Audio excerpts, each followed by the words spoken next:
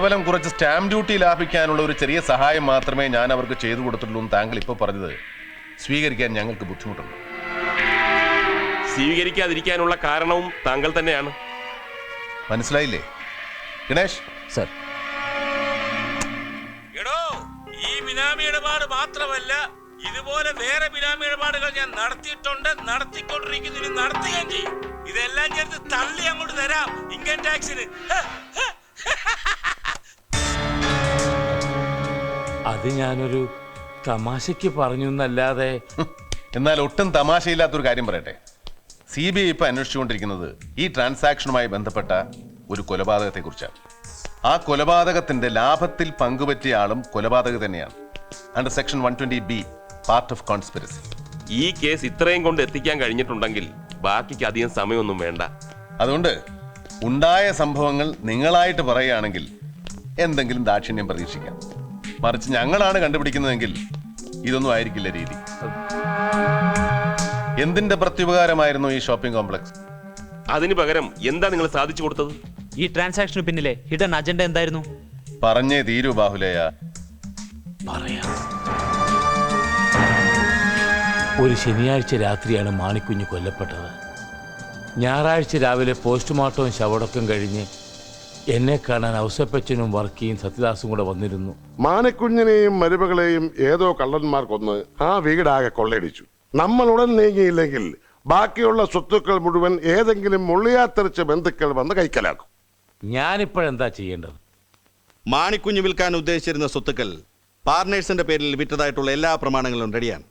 ആവശ്യമുള്ള ഒപ്പും കൈരേഖകളും അടക്കം. അതിന് സ്വത്തുക്കൾ ആരാർക്ക് എപ്പോ വിറ്റു? ഇപ്പോ വിറ്റു. എടോ, മരിക്കുന്നതിന് തൊട്ട് മുമ്പ് വിറ്റെന്ന് കൂട്ടിക്കോ. മാണിക്കുഞ്ഞ് മരിക്കുന്നതിന് മുമ്പലത്തെ ഡേറ്റുകളിൽ വാങ്ങിയ സ്റ്റാമ്പ് പേപ്പറിൽ എഴുതി തയ്യാറാക്കിയതാണ് ഈ പ്രമാണങ്ങളെല്ലാം. വിൽക്കാൻ ഉദ്ദേശിച്ചിരുന്ന വസ്തുക്കളുടെ എല്ലാം പ്രമാണങ്ങൾ ഒട്ടും സംശയം തോന്നാത്ത വിധത്തിൽ കൃത്യമായി സർവേ നമ്പർ അടക്കം എലിക തിരിച്ചിതിൽ എഴുതിയിട്ടുണ്ട്. പ്രമാണങ്ങളുള്ള മാണിക്കുഞ്ഞിന്റെ ഒപ്പും കൈരേഖയും ഒറിജിനലാണോ എന്ന് ഞാൻ ചോദിച്ചപ്പോൾ ഒറിജിനലിനൊക്കെ പെർഫെക്റ്റ് ആണെന്നാണ് അവർ എന്നോട് മറുപടി പറഞ്ഞത്. എന്നിട്ട് ആ ഡോക്യുമെന്റുകൾ മാണിക്കുഞ്ഞ് കൊല്ലപ്പെട്ട ദിവസം ശനിയാഴ്ച പകൽ ഓഫീസിൽ ഇരുന്നതിന് മുമ്പ് രജിസ്റ്റർ ചെയ്തായിട്ട് വരുത്തണം. അപ്പൊ ബാഹുലൻ എന്ത് പറഞ്ഞു? എന്ന് തോന്നിയ ദിവസം നിങ്ങൾ ഈ പറയണേ. വിൽക്കുന്ന ആൾ നേരിട്ട് രജിസ്റ്റർ ഓഫീസിൽ വന്ന് രജിസ്റ്ററിൽ ഒപ്പുവെക്കുകയും തമ്പ് ഇംപ്രഷൻ രേഖപ്പെടുത്തുകയും ചെയ്യണം. ഇപ്പൊ ചത്ത് കുഴി കിടക്കുന്ന ആളെ എങ്ങനെ കൊണ്ടുവരാനാ? നടക്കില്ല. ഇവിടെയാണ് രജിസ്ട്രാർ സാറിന്റെ ചെറിയൊരു സഹായം ഇവർക്ക് വേണ്ടത്. കുറെ നേരത്തേക്ക് ഓഫീസിലുള്ള രജിസ്റ്റർ ഒന്ന് തന്നയച്ചാൽ ഒപ്പും വേണ്ട കൈരേഖകളും ഈ ലോകത്തൊരാൾക്കും സംശയം വരാത്ത രീതിയിൽ ഇടിച്ച് തിരികെ കൊണ്ട് തന്നേക്കാം. അല്ല, അതിപ്പോ അവശേപിച്ചോ തരും. അതിന് പ്രത്യുപകാരമായി അവർ ആ ഷോപ്പിംഗ് കോംപ്ലക്സ് എനിക്ക് ഓഫർ ചെയ്തു. അത് നിരസിക്കാൻ എനിക്ക് മനസ്സ് വന്നില്ല. ഞാൻ സമ്മതം മൂടി. അന്ന് ഞായറാഴ്ച ഓഫീസ് തുറന്ന്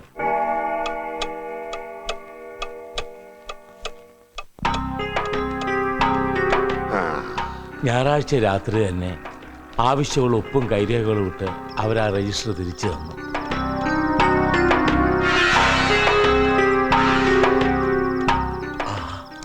അതാത് ദിവസം രജിസ്റ്റർ ക്ലോസ് ചെയ്യണ്ടല്ലേ? പിന്നെന്താ ഞായറാഴ്ച? സാധാരണ രജിസ്റ്റർ അതാത് ദിവസം ക്ലോസ് ചെയ്യും. പക്ഷെ ശനിയാഴ്ച തിരക്ക് കൂടുതലുണ്ടെങ്കിൽ തിങ്കളാഴ്ച രാവിലെ ക്ലോസ് ചെയ്യാറുള്ളൂ. ആ ശനിയാഴ്ച രജിസ്റ്റർ ക്ലോസ് ചെയ്തിരുന്നില്ല. ഇനി ക്ലോസ് ചെയ്താലും ഏതെങ്കിലും തരത്തിൽ ഓപ്പൺ ചെയ്ത് കൊടുക്കും. 3.5 കോടിയുടെ ഓഫറല്ലേ അപ്പുറത്ത് കിടക്കുന്നത്.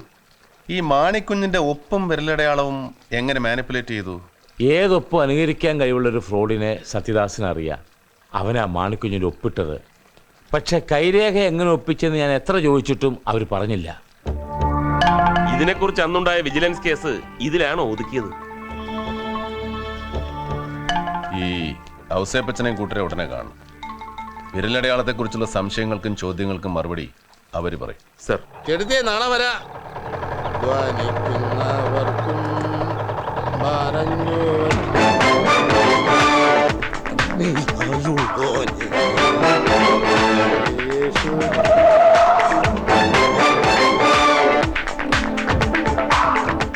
ചാക്കോയുടെ ഫ്രണ്ട് ഇവിടെ എത്തിയല്ലോ. ഒരു ഒഴിയാ ബാധയാ സാറേ അത്. ഒന്നുകിൽ മുമ്പേ അല്ലെങ്കിൽ പുറകെ. പക്ഷെ ഇനി വാ തുറക്കില്ല. അതിനുള്ള പണി ഞാൻ കൊടുത്തിട്ടുണ്ട്.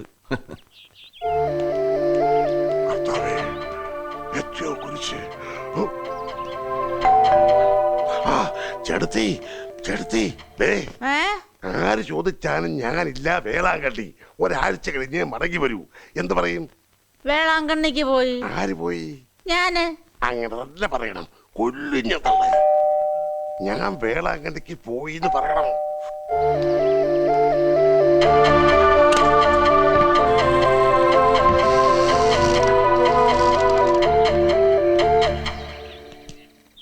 മുതലാളി വേളാങ്കണ്ണിക്ക് പോയി. ഒരാഴ്ച കഴിഞ്ഞേ വരത്തുള്ളൂ. കറക്റ്റ്. റെഡിമെയ്ഡ് ഉത്തരം. പറഞ്ഞു പറയിച്ചാണെന്ന് പറയത്തേ ഇല്ല. അമ്മച്ചിക്ക് എന്നെ മനസ്സിലായോ? ഓർക്കുന്നോ?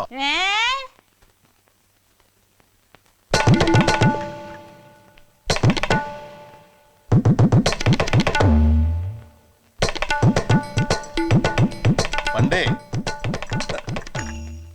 ഇപ്പൊ ഓർക്കുന്നോ? കപ്പല്ല, ബോംബ് പൊട്ടിയാലും എന്റെ ചെവി കേൾക്കത്തില്ല.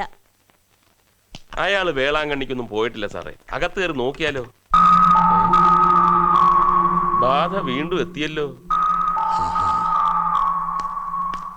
അയാളൊരു ബാധയല്ല ചാക്കോ. ഇതൊക്കെ അയാളെ മുമ്പിലും പിമ്പിലും കണ്ടുമുട്ടുന്നത് വെറും ആക്സിഡന്റിലും അല്ല. I strongly feel that it's more than that. Yes. അമ്മച്ചി, ദേ ഇപ്പൊ ഇവിടെ നിന്നൊരാള് ലൂണേ പോയില്ലേ? അയാൾ ആരാ? മുതലാളി വേളാങ്കണ്ണിക്ക് പോയതാ. ഒരാഴ്ച കഴിഞ്ഞ് വരും. ദേ കിടക്കുന്നു. അമ്മച്ചി, അല്പം മുമ്പ് ഇവിടെ ഒരാൾ പോയില്ലേ?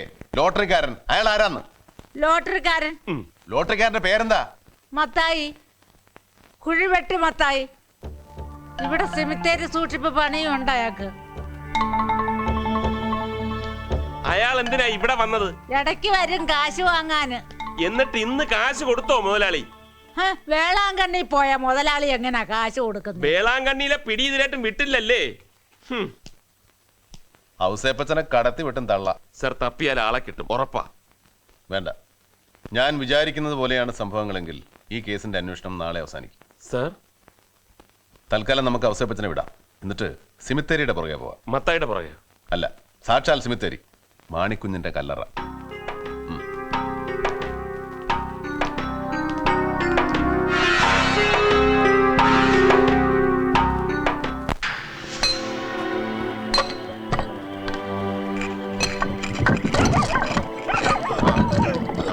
സ്ലാബ് ഒന്ന് കുത്തിപ്പിടി.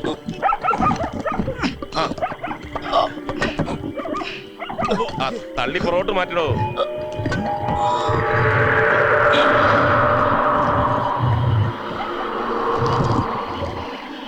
മത്തായി, മണ്ണൊന്ന് മാറ്റി. മാറ്റായിലൂടെ പറഞ്ഞത്.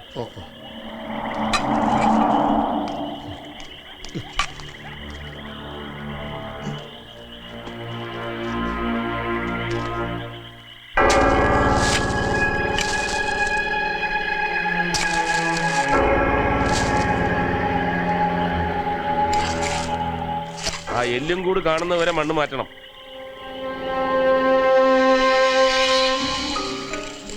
പതുക്കെ പതുക്കെ സൂക്ഷിച്ചു വേണം. അസ്ഥി ഒന്നും പൊട്ടരുത്.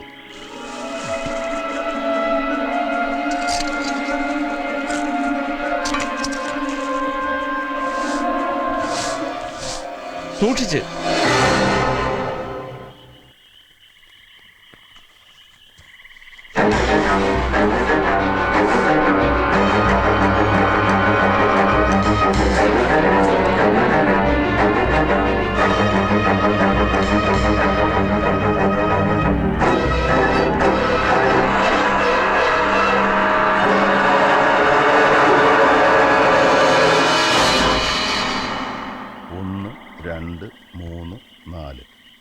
അഞ്ചാമത്തെ വിരലെവിടെ പോയി? മാണിക്കുഞ്ഞിന്റെ തള്ളവിരൽ എവിടെ പോയി മത്തായി? മാണിക്കുഞ്ഞ് ജീവിച്ചിരുന്നപ്പോ 5 വിരലുണ്ടായിരുന്നു, മരിച്ചപ്പോഴും ഉണ്ടായിരുന്നു, ഇവിടെ കുഴിച്ചിട്ടപ്പോഴും ഉണ്ടായിരുന്നു. പിന്നിപ്പോ 5ാമത്തെ വിരൽ എവിടെ പോയി? പറയടോ. സാറേ, ഞാൻ ഒരു പാവാണ്. എന്നെ ഒന്നും ചെയ്യരുത്. അവരെ നിർബന്ധിച്ചപ്പോ എനിക്ക് വഴങ്ങേണ്ടി വന്നതാ. ആരാ അവര്? മാണിക്കുഞ്ഞിന്റെ ശവടക്കിയ ദിവസം രാത്രി ഔസേപ്പച്ചനും സത്യദാസ് സാറും മറ്റും വന്ന് ആ കുഴി വീണ്ടും ഒന്ന് തുറക്കണമെന്ന് നിർബന്ധിച്ച് എന്നെ ഭീഷണിപ്പെടുത്തി. കുറെ രൂപയും തന്നു. ഒടുവില് ഞാൻ സമ്മതിച്ചു. എന്നിട്ട് മണ്ണ് വെട്ടി മാറ്റി പെട്ടി തുറന്നു. പിന്നെ അവരുടെ കൂടെ ഉണ്ടായിരുന്ന ഒരാള് മാണിക്കുഞ്ഞിന്റെ ഇടത് കൈയിലെ സോക്സ് മാറ്റി. എന്നിട്ട് തള്ളവിരൽ. ഏതായാലും മത്തായി കുറച്ച് ദിവസം കസ്റ്റഡിയിൽ ഇരിക്കട്ടെ. സർ വരൂ. പ്രമാണങ്ങളിലും രജിസ്റ്റർ ഓഫീസിൽ രജിസ്റ്ററിലും മാണിക്കുഞ്ഞിന്റെ വിരലടയാളം വന്നത് തീർത്തും ബോധ്യമായി സർ. സാറൊരു ഓക്കെ പറഞ്ഞാൽ ഔസേപ്പച്ചനെയും കൂട്ടരെയും ഈ നിമിഷം കസ്റ്റഡിയിൽ എടുക്കാം. മാണിക്കുഞ്ഞിനെ എങ്ങനെയാ കൊന്നതെന്നും മറ്റും തത്ത പറയുന്ന പോലെ പറയിപ്പിക്കാം സർ. വരട്ടെ, എന്റെ തീരുമാനം ഞാൻ നാളെ അറിയിക്കാം. അല്ല സർ, നേരം പുലരുന്നതുവരെ ക്ഷമിക്കു ചാക്കോ. കം.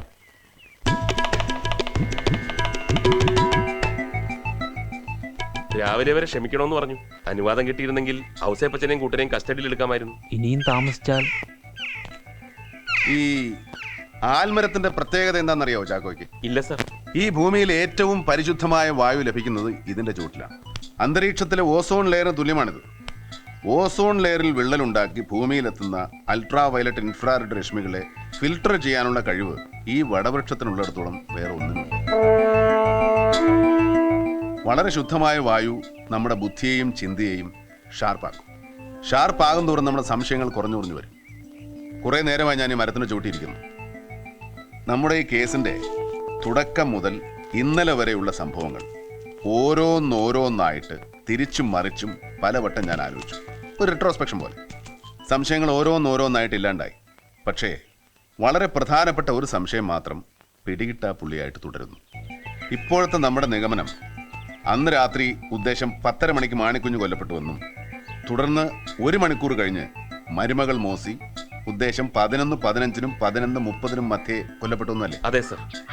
അന്ന് പള്ളിപ്പെരുന്നാളിന് മോസിയോടൊപ്പം കൂട്ടിന് പോയ റോസമ്മ ടീച്ചറുടെ മൊഴി നാടകം ഏതാണ്ട് പകുതിയായപ്പോൾ ഉദ്ദേശം 10 മണി കഴിഞ്ഞ് ചാച്ചൻ വീട്ടിലൊറ്റയ്ക്കാണ് താൻ പോകുന്നതെന്ന് പറഞ്ഞ് മോസി മടങ്ങിയതായിട്ടാണ്. അതെ സർ. കൂടാതെ നാടകം തീരുന്നതുവരെ തന്നോടൊപ്പം നിന്നിരുന്നെങ്കിൽ മരുമകളെങ്കിലും രക്ഷപ്പെടുമായിരുന്നു എന്നുകൂടി അവർ പറഞ്ഞു. യെസ്, ഇവിടെ നിന്ന് അങ്ങോട്ട് ശ്രദ്ധിച്ച് കേൾക്കണം. നമുക്കൊന്ന് ഇമാജിൻ ചെയ്യാം.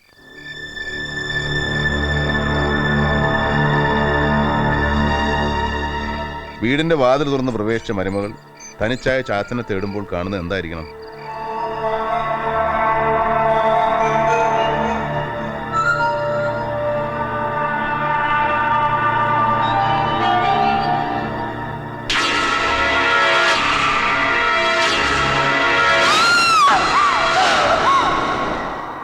ഡെഡ് ബോഡി കണ്ട് ഭയന്ന് പരിഭ്രമിച്ച് ഒച്ച വെച്ച ആളെ കൂട്ടുവോ, അതോ ഒന്നും മിണ്ടാതെ ഒച്ച വയ്ക്കാതെ പിന്നീട് 1 മണിക്കൂറിന് ശേഷം തന്നെ കൊല്ലാനും വീട് കൊള്ളയാനും വരുന്ന ഈശോ അലക്സിന് വേണ്ടി കാത്തു നിൽക്കുവോ?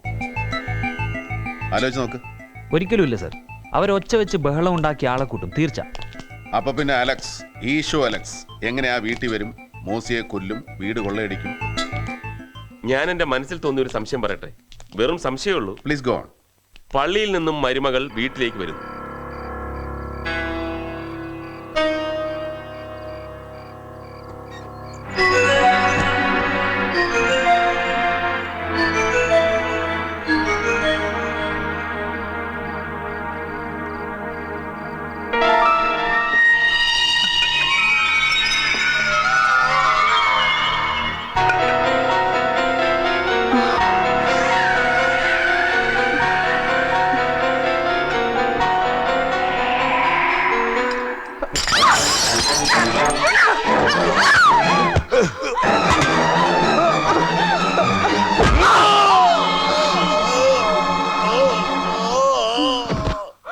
അപ്രതീക്ഷിതമായി നടന്ന സംഭവത്തിൽ ഭയന്ന് പരിഭ്രമിച്ച് എന്ത് ചെയ്യണമെന്നറിയാതെ ഇരിക്കുന്ന സമയത്താണ് അലക്സ് അവിടെ വന്നതെങ്കിൽ? പോസിബിൾ. പക്ഷേ കൊന്നത് മരുമകളാണെങ്കിൽ മാണിക്കുഞ്ഞ് സ്വന്തം രക്തത്തിൽ ഭിത്തിയിലെഴുതി ഈശോ ആര്? മദ്യപിച്ച് ബോധം കെട്ട് മരുമകളെ ബലാത്സംഗം ചെയ്യാൻ ശ്രമിച്ച ഒരാള് ദൈവത്തെ ഓർക്കും. ഓ, അങ്ങനെ ഒരു മാരണം ഉണ്ടല്ലോ. അലക്സ് സാറിനോട് പറഞ്ഞത് മുഴുവൻ കള്ളമാണ്. രണ്ടുപേരെയും കൊന്ന അലക്സ് തന്നെ. അങ്ങനെയാണെങ്കിൽ ദാറ്റ് ഓൾസോ ഈസ് പോസിബിൾ. പക്ഷേ രണ്ടും ചെയ്തത് അലക്സ് ആണെങ്കിൽ പോസ്റ്റ്മോർട്ടത്തിലുള്ള വൈരുദ്ധ്യത്തെക്കുറിച്ച് നമ്മൾ ഡോക്ടർ വിജയലക്ഷ്മിയെ സംശയിച്ചെന്തിന്? അവരാർക്കാ അന്ന് ഫോൺ ചെയ്തത്? അതും ശരിയാ. ആകെ കൺഫ്യൂഷൻ ആയല്ലോ. കൺഫ്യൂഷൻ ഉണ്ടാവും. കാരണം വർഷങ്ങൾക്ക് മുമ്പ് നടന്ന സംഭവം, കാര്യമായ തെളിവോ തുമ്പോ തുരുമ്പോ ഇല്ലാതെ തുടങ്ങിയ അന്വേഷണം, കൺഫ്യൂഷൻ ഉണ്ടാവും. പക്ഷേ കൺഫ്യൂഷനൊക്കെ അവസാനിച്ചേ പറ്റൂ. ബിക്കോസ് ഇവിടെ സത്യമാണ് നമ്മളെ തേടുന്നത്.